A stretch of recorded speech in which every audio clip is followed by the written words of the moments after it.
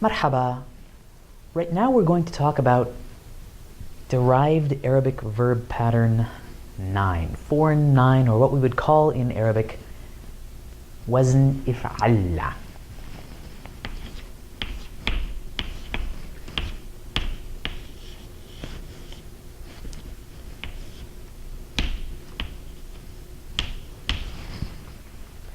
First, the mechanics. As you can see here, like all the other verb forms 7 through 10, part of constructing the wazn, the extra bits that we add on, is we add an alif at the beginning with a hamza underneath, a sukoon on the second letter, and then we double the last letter of the root. So the extra stuff would be the alif with the kasra. If first letter of the root, the jadr, has a shadda, a fatha on the second one, and then the last letter of the jadr has a shadda on it. The only verb form that has a shadda added to the last letter of the root. So that's a really quick, easy way to recognize it. Form 9, wazn if'alla, is uniquely the verb of what we call in Arabic al-alwan wal-ahat.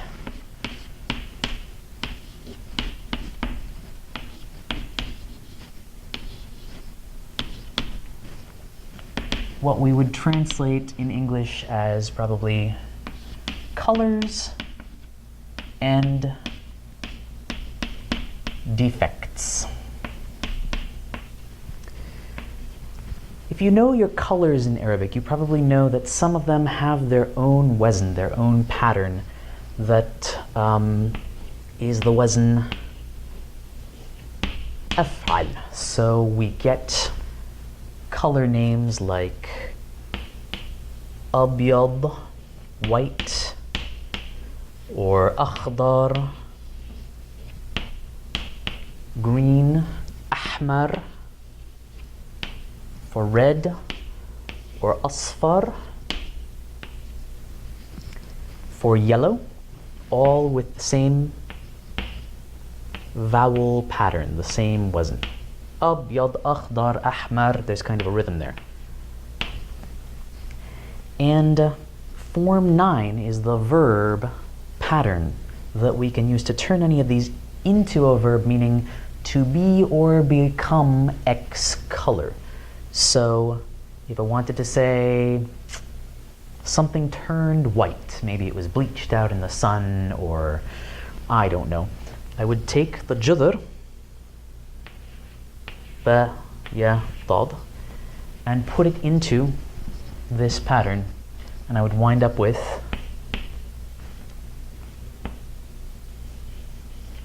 ibyadda.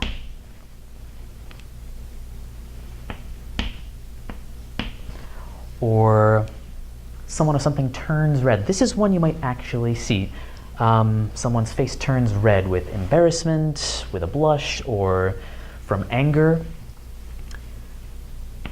You could say that their face turned red.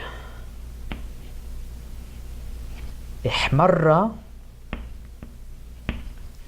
wajhu.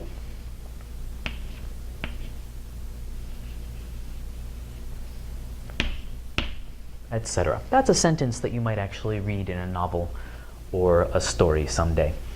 Form 9 is really exceedingly rare. I've been studying Arabic for a long time, and I've been trying to expose myself to as much material as I can, and the only times I've really seen Form 9 in action have been with ihmarra, for people's faces turning red, or also isfarra,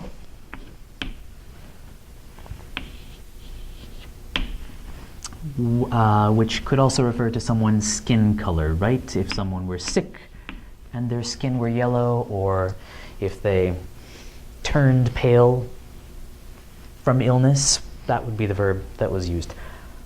Theoretically, so that's colors, the color part. All of the colors from wazn af'al can be turned into a verb, theoretically.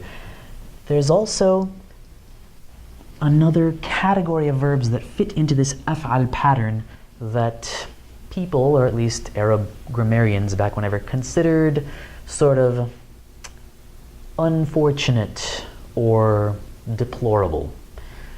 Things like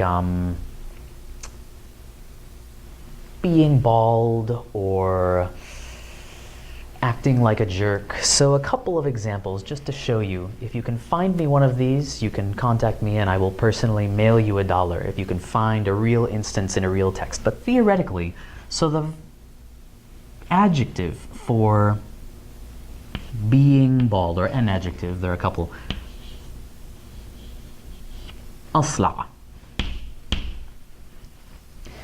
Theoretically, we could turn asla, the adjective, into a verb, meaning he, she, they, whoever is or is going bald.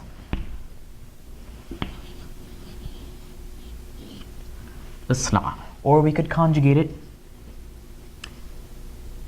in the present tense. We could say he's going bald right now.